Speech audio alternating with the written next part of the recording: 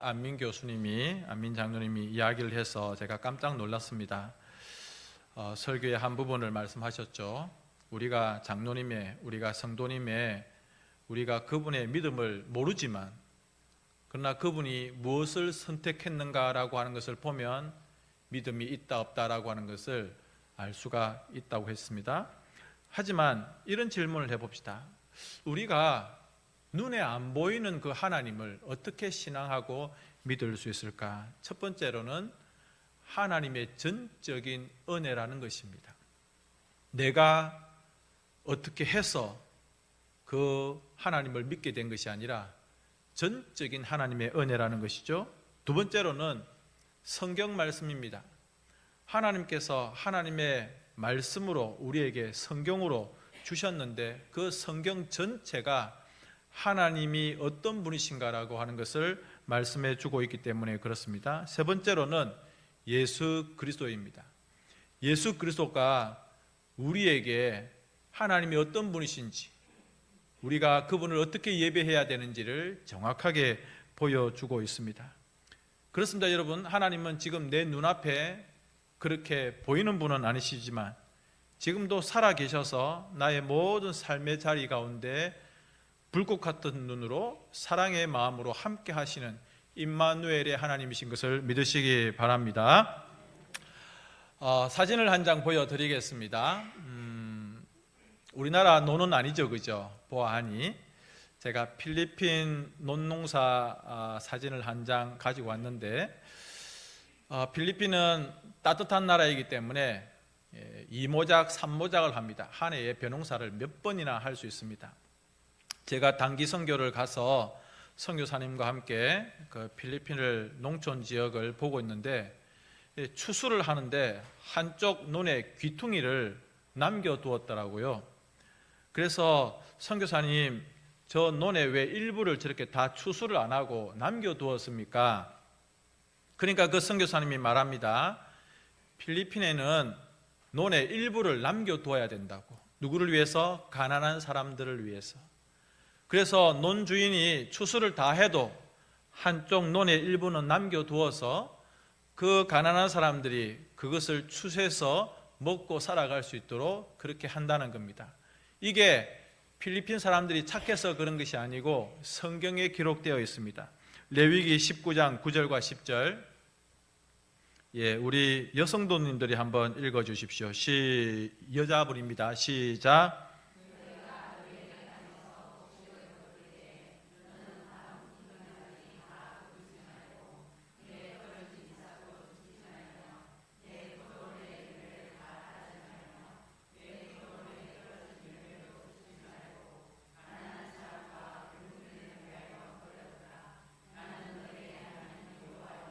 아멘.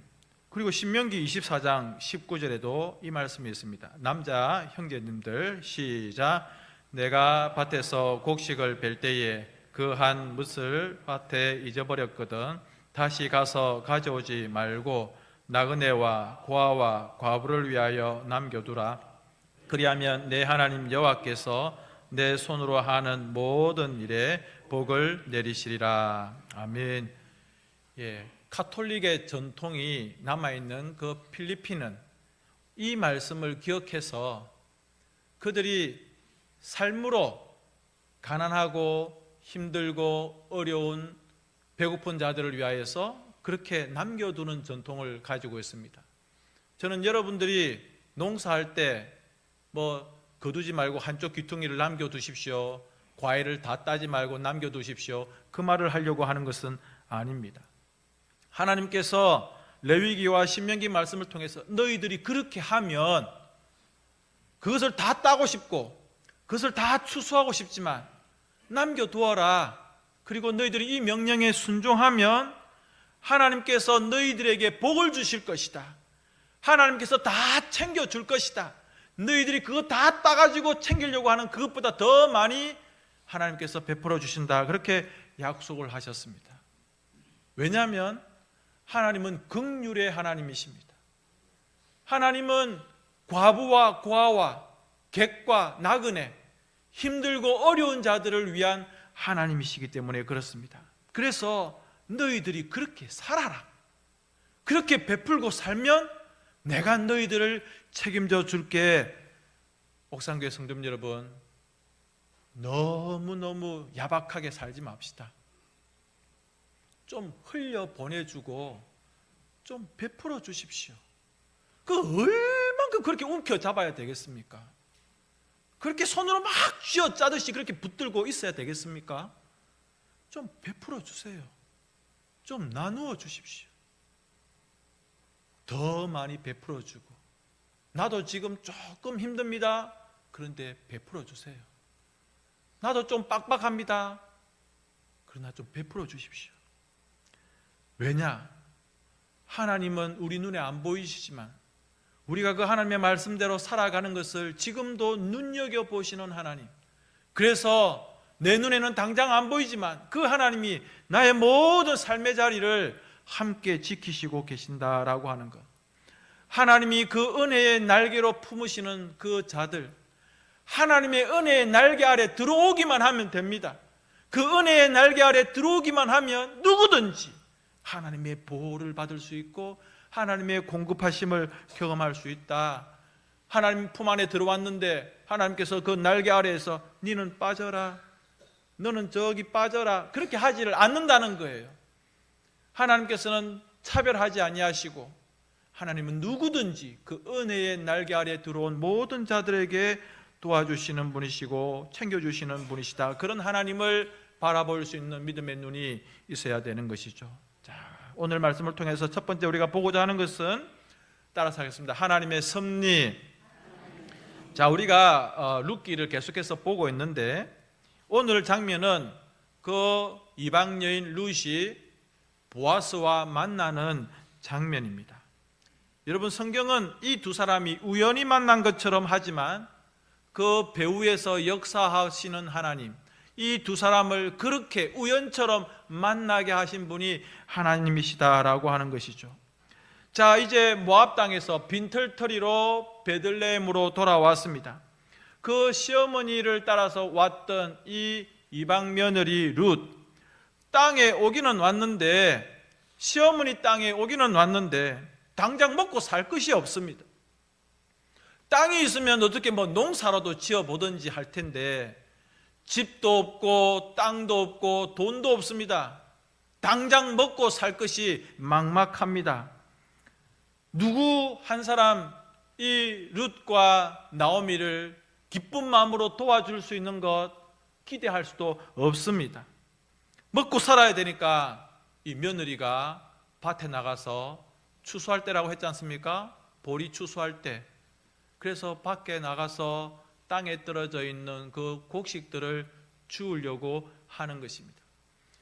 아까 말씀드린 그 필리핀처럼 이스라엘 백성들은 사사기의 배경을 가지고 있지만 그럼에도 불구하고 하나님의 말씀대로 살아가는 사람들은 그래도 말씀대로 살려고 했고, 곡식을 거둘 때에 일부를 남겨둔다든지 떨어져 있는 곡식을 다 거두지 않고 그냥 흘리면 흘리는 대로 그렇게 추수를 하고, 가난한 자들은 와서 그 떨어진 이삭을 줍고, 그 이삭을 줍는 것에 대해서 땅 주인이나 일하는 사람들이 당신들 당장 나가세요, 어디서 그런, 이렇게 야단치지 않는 그런 분위기가 있는 것입니다.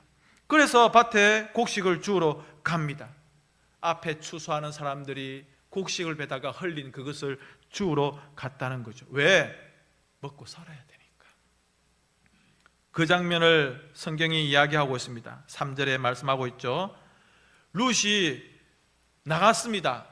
그리고 보니 곳곳에서 추수를 하고 있는데 그냥 우연히 가서 곡식을 줍고 있는 그 밭이 자기와 가까운 친족인 보아스의 밭이었다는 것이죠. 여러분, 4절에 또 무슨 말씀을 하고 있습니까? 그렇게 곡식을 보아스의 밭에서 줍고 있는데 하필 그 시간에 그 밭의 주인인 보아스가 우연히 그곳을 방문하게 되었다는 겁니다. 하필이면 보아스의 밭입니다. 하필이면 그 시간에 룻이 열심히 줍고 있는 그때에 그 밭 주인이 보아스가 그 밭에 이르렀다는 것입니다. 그리고 우연히 성경은 계속해서 우연이라고 말하고 있지만 우리는 그 우연이라고 하는 단어를 섭리, 하나님께서 뒤에서 딱 이렇게 큰 그림으로 만들어 가시는 것입니다. 우연히 성경에 보니까 마침, just then 이렇게 되어 있습니다. 아, 우연이구나, 아니라는 거예요. 단어는 그렇게 기록하고 있지만 하나님께서 그런 그림들을 만들어 가시는 거예요. 섭리라고 하는 것이죠. 여러분, 이 시간에 우리가 예배 드리고 있지 않습니까? 이게 우연인 것 같습니까? 그렇지 않습니다. 하나님께서 우리에게 주시는 그 아름다운 마음을 가지고 우리가 하나님을 예배하러 나온 것, 내가 오늘 시간이 있어서 내가 좀 여유가 되니까 내가 우아하게 종교 생활을 하지 절대 아니라는 겁니다. 오늘 보십시오. 하필 그 밭에 마침 보아스가 그 밭을 방문했는데 하필 그 밭에서 마침 이 룻이 곡식을 줍고 있었다. 여러분, 우리 하나님은 시간을 다스리는 분이시고 하나님은 공간을 지배하시는 분이십니다. 시간과 공간 가운데 섭리하시는 하나님이 그 보아스와 룻을 만나게 하셨다고 하는 것이죠. 그러나 여러분, 잊지 말아야 될 게 뭐냐면 마귀는, 사탄은 이것을 방해합니다. 예쁜 자매님, 기억하십시오. 내가 서울에 가서 공부를 한다, 우연히 걸렸다, 아니라는 거예요. 하나님의 계획하심이 있다는 거예요. 내가 그 부대에 갔다, 아유 뭐 뺑뺑이를 돌리다 보니 그냥 진주에 떨어졌다, 아니라는 거예요. 하나님의 계획하심이 있다는 거예요. 골치 아픈 고참을 만날 수도 있고 좋은 장교님을 만날 수도 있고 모든 것이 하나님의 섭리 가운데 있습니다. 하나님, 왜 우리 옆집 사람은 이런 사람을, 아니라는 거예요. 하나님, 우리 구역에는 왜 저 집사님이 있어가지고, 아닙니다. 여러분, 하나님께서 그 가시 같은 분을 통해서도 섭리하고 계시는 거예요. 마귀는요, 그런데 그 하나님의 섭리를 방해하려고 하고 우리에게 계속 안 좋은 마음을 줘요. 에이씨, 재수 없이 자꾸 이런 생각들을 주는 거예요. 그래서 하나님의 섭리 안에서 그것을 받아들이는 신앙이 아니라 막 발부둥 치고 짜증나고 원망하고. 여러분, 그러나 합력하여 선을 이루시는 우리 하나님께서 마침내 우리에게 봐라, 나의 일하는 것을 보겠느냐? 어휴, 하나님, 그때는 제가 몰랐는데, 그때는 정말 짜증나고, 어휴, 이건 무슨 이런 일이 다 있지 싶었는데 결과를 보니까 놀랍네요. 봐라, 내가 하는 일이다. 사탄이 방해하고 마귀가 막 방해해도 나는 결국 너를 통해서 이런 하나님의 일을 이루고 만다라고 하는 것을 보여준다고 하는 것입니다. 그래서 세상에 되어지는 일들이 너무 의심이 가고, 야, 이거 왜 이래? 아, 이번에 운이 없었어. 어휴, 재수없게. 아우, 내 팔자가 사나워. 이런 생각을 버리시고, 지금 내가 처해 있는 상황이 너무 불편하고 힘들다 할지라도 결국은 합력하여 선을 이루시는 하나님의 섭리하심을 믿는 그런 신앙을 가지시기를 바랍니다. 두 번째로는 성실해야 된다는 겁니다. 우리가 오해하지 말아야 되는데, 그러면 하나님이 다 하시는 거니까 우리는 아무것도 안 해도 되는가 보다. 하나님이 다 계획하고 작정하시고 일을 이루시는 것, 그러니까 나는 뭐 별로 할 것 없네, 아니라는 겁니다. 우리는 우리가 할 도리를 해야 되는데, 오늘 성경을 통해서 주시는 하나님의 교훈은 무엇이냐면 성실한 거예요. 예수님의 제자들을 보십시오. 지난 수요일 날 12제자를 부르시는 것에 대해서 우리가 말씀을 봤는데, 12제자 중에서 놀고 있던 제자가 있던가요? 베드로는 그물을 던집니다. 세리마태는 열심히 세금을 거둡니다. 다 열심히 살아가는 현장에서 예수님께서 제자를 부르신 것이죠. 여러분, 그렇습니다. 정말 성실한 자들을 하나님께서 사용하십니다. 그리고 그 성실한 자를 통해서 축복의 통로로 그 사람을 이용하시는 것입니다. 하나님은 하나님 혼자 마음껏 하실 수 있지만 그렇게 하지를 않으십니다. 사람을 통해서 역사하시는 하나님, 사람이 들어가면 항상 골치 아파요. 하나님이 천지를 창조하실 때 중간에 막히던 것이 있던가요? 없었습니다. 그런데 사람을 창조하시고 그때부터 문제가 생긴 거예요. 하나님은 혼자 일하면 편해요. 뭐 성가신 게 없는 게. 그런데 하나님은 사람을 통하여서 일하시는, 그런데 아무나 사용하지를 않습니다. 성실한 사람.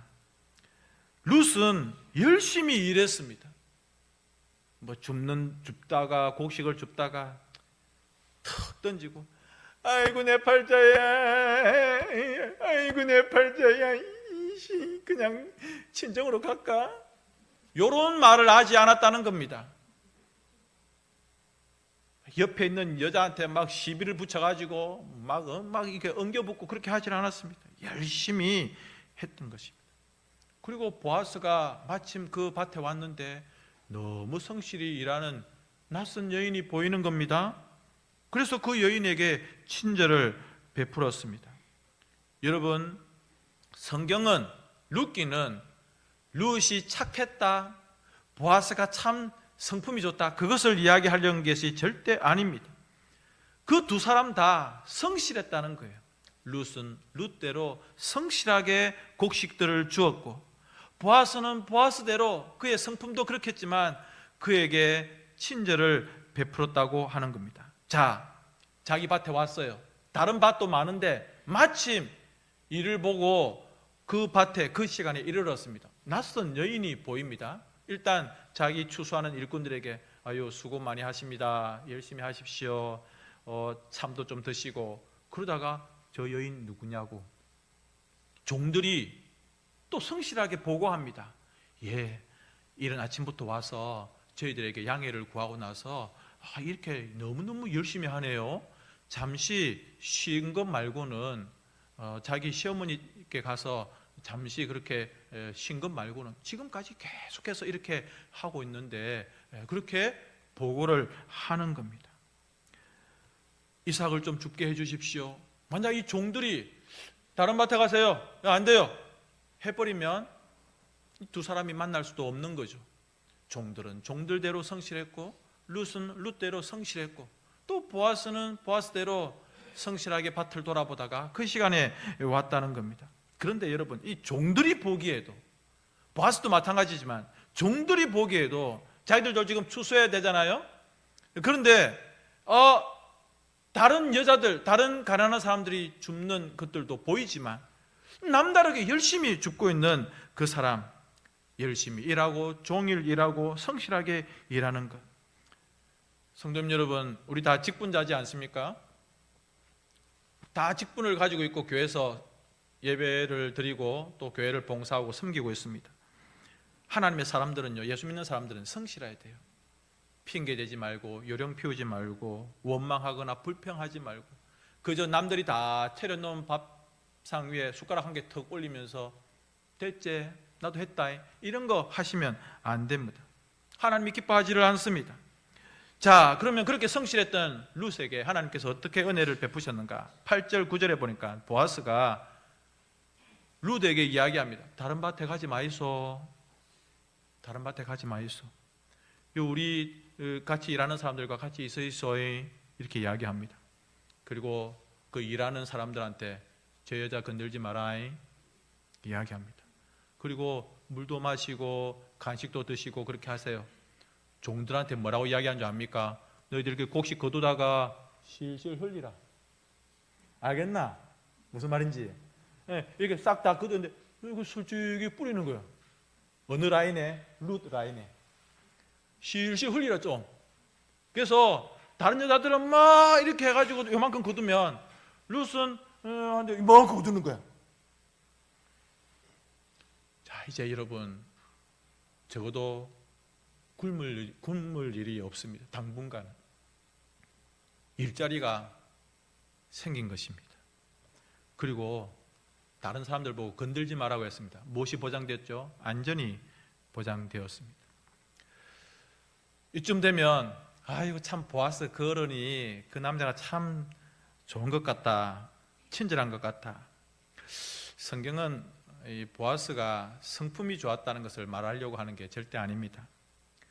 하나님을 붙잡는 인생, 우리가 처음부터 룻기에서 보지 않았습니까? 그 하나님을 붙잡는 거예요. 그 어머니가 믿고 있는 하나님이 나의 하나님이 되고 어머님의 백성이 나의 백성이 되고 내가 죽는 일 외에는 어머님을 떠나는 일이 없을 겁니다. 어머니가 머무는 곳에 내가 머물고 어머니가 죽는 곳에서 내가 죽겠습니다. 물고 늘어지는 그런 절박한 신앙으로 붙잡는 신앙, 그것을 이 보아스도 알았다는 거예요. 여러분 어떻습니까? 여러분들에게 주어진 그 자리 감사하십니까? 여러분들이 만난 그 상황들 감사하십니까? 여러분들이 일하는 직장, 일터 어떻게 생각하십니까? 지금 내가 살고 있는 우리 가족들 가정은 여러분들에게 어떻습니까? 어떤 상황 속에서도 여러분 항상 기뻐하며 감사하며 살아가고 계십니까? 그림을 한 장 보여드리겠습니다. 제가 우리 실바 형제하고 산드라 자매가 스리랑카에서 오셔가지고 스리랑카에 대한 정보들을 조금 열심히 보고 있습니다. 나중에 한번 갈 수도 모르겠습니다. 이 수길따라라고 하는 어떤 한국인이 전 세계를 돌아다니면서 여행을 하는데 스리랑카를 방문했습니다. 어떤 낯선 이방인이 스리랑카에 가니까 이 스리랑카의 어떤 노동자가 한국 사람이냐고 우리나라 말로 하는 거예요. 한국 사람? 한국 사람? 어떻게 한국말 알아요? 옛날에 한국에서 일했어요. 몇 년 동안 그렇구나. 한국에서 기계를 가지고 일을 하다가 손가락 4개가 잘렸어요. 여러분 이 노동자가 손가락 4개가 잘리면 한국에 대해서 좋은 마음을 가지기 힘듭니다. 그런데 병원에 갔는데 그 잘린 손가락을 봉합을 해줬어요. 그런데 이제 손가락이 근데 붙어 있기는 하지만 이 작동이 원활하지 않잖아요. 그래서 이제 그 공장에서 더 이상 일할 수 없는데 마침 그때 그 병원에 있던 어떤 목사님이 당신 내가 소개시켜주는 식당에서 일을 해라. 그래서 식당에서 일을 하면서 한 4, 5년 동안 일을 하면서 돈을 많이 모은 거예요. 그래서 한국에 대해서 고마운 나라, 감사한 나라. 그저 내 손가락이 4개 잘려가지고 내가 손에 이렇게 봉합수술을 하긴 했지만 그 정말 저주스러운 나라고 정말 미운 나라고 나에게 이렇게 상처를 준 나라라고 생각하지 않냐고 이 여행객이 왔을 때 한국인이 왔을 때 그 사람 손을 잡고 나는 한국에 대해서 감사한다고 그렇게 이야기를 하는 겁니다. 여러분 어떻습니까? 내가 살아가는 삶의 현장에 대해서 내가 드리는 예배의 현장에 대해서 여러분 감사하십니까? 성실하시게. 물론 어려움이 있습니다. 물론 고난이 있습니다. 그러나 이 룻이 그 밭에서 주워 먹어야 되는 인생이지만 성실함을 잃지 않았다는 거예요. 어머니를 섬기는 그 마음, 그리고 자기가 고백했던 그 붙잡는 신앙에서 한치의 틀림도 없는 그런 마음을 가지고 있었을 때에 하나님께서는 그 주변을 이렇게 섭리해 나가시는 거죠. 세 번째로는 따라서 하겠습니다. 하나님의 보상. 룻이 너무 감격스러운 거예요. 그래서 선생님 왜 나에게 이렇게 은혜를 베풀어 주십니까? 웬 은혜냐고, 왜 나를 이렇게 챙겨주냐고 이야기하는 겁니다. 그러니까 11절에서 보아스가 이렇게 말합니다. 내가 다 들었다는 거예요. 당신이 먼 나라에서 와가지고 아무것도 없는 집에서 그 홀로 된 시어머니를 모시고 사는 이야기들이 다 자기한테 들렸다는 거예요. 그리고 12절에 이렇게 말합니다. 오늘 주제와 같은 말씀인데 하나님의 그 은혜의 날개 아래 모여든 그 사람들 바로 당신이죠. 당신이 상을 받기를 원한다라고 그렇게 이야기를 합니다. 당신이 왜 이 땅에 왔는가? 당신이 하나님을 붙잡는 그 마음, 시어머니를 모시고 사면서 그리고 그 어머니에게 나는 어머니를 떠나지 않겠습니다. 나는 어머님이 믿는 그 하나님을 끝까지 붙잡겠습니다 라고 그렇게 했던 그런 것들을 이제 다 알게 되었다라고 하는 겁니다. 딸을 가지신 성도님들, 이런 멋진 사위를 만날 수 있기를 기도하시기 바랍니다. 예, 우리 김순천 권사님은 응답이 되었습니다. 감사합니다. 하나님은 보이지 않지만 살아 계셔서 그 은혜의 날개를 쫙 펼치십니다. 우리는 마치 병아리가 어머니의 그 암탉의 날개 아래에 모이는 것처럼 쫙 모이면 되는 거예요. 뭐 밖으로 삐꾸 고개를 내밀고 그렇게 할 필요가 없어요. 그냥 쫙 그 날개 아래에 딱 숨으면 되는 겁니다. 왜 날 이렇게 챙겨주십니까? 13절에 룻이 이렇게 말합니다. 룻이 이르되 내 주여 내가 당신께 은혜 입기를 원하나이다. 나는 당신의 하녀 중의 하나와도 같지 못하오나 당신이 이 하녀를 위로하시고 마음을 기쁘게 하는 말씀을 하셨나이다. 우리 찬송가 305장 있지 않습니까? Amazing Grace, 나 같은 죄인 살리심. 여러분, 이 찬송을 부를 때마다 정말 그 하나님의 은혜에 소망을 두고 살아가는 사람들, 하나님의 그 은혜의 날개, 하나님이 그 은혜의 날개가 요mat해가지고 한 2명, 3명만 이렇게 품을 수 있는 게 아니라 은혜의 날개를 펼치면 끝도 없고 우리가 그 날개 아래에만 모이기만 하면 하나님께서 우리에게 보상을 해주신다는 거예요. 여러분, 이 룻이 친정으로 가고 그래서 모압 땅에서 재혼해가지고 자식도 낳을 수 있었겠죠. 그렇게 살면 자기는 좋았을 것이지만, 그러나 하나님의 구원 역사에 쓰임받는 예수님의 족보에 올라가는 그런 영광은 누리지 못하는데, 그가 고생이 뻔하지만 이 은혜의 날개 아래 들어왔기 때문에 하나님께서 보아스라고 하는 사람을 만나게 하셔서 이렇게 보상을 해 주신다는 것입니다. 결론입니다. 히브리서 11장 6절에 믿음이 없이는 하나님을 기쁘시게 하지 못하나니 하나님께 나아가는 자는 반드시 그가 계신 것과 또한 그가 자기를 찾는 자들에게 상 주시는 이심을 믿어야 할지니라. 아멘. 여러분, 하나님의 나라에는 우연이 없습니다. 섭리입니다. 이 자리에 계신 여러분 한 사람 한 사람이 누구의 날개 아래에 있다고요? 하나님의 날개 아래에 있습니다. 이거 부정할 수 있는 사람이 있습니까? 없습니다. 없습니다. 하나님의 은혜의 날개 아래.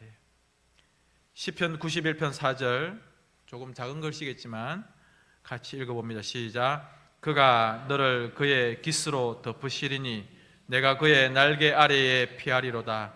그의 진실함은 방패와 손방패가 되시나니. 아멘. 여러분, 저는 너무 감사해요. 우리가 하나님의 사랑과 긍휼의 그 은혜 아래에 살고 있음을 너무 감사합니다.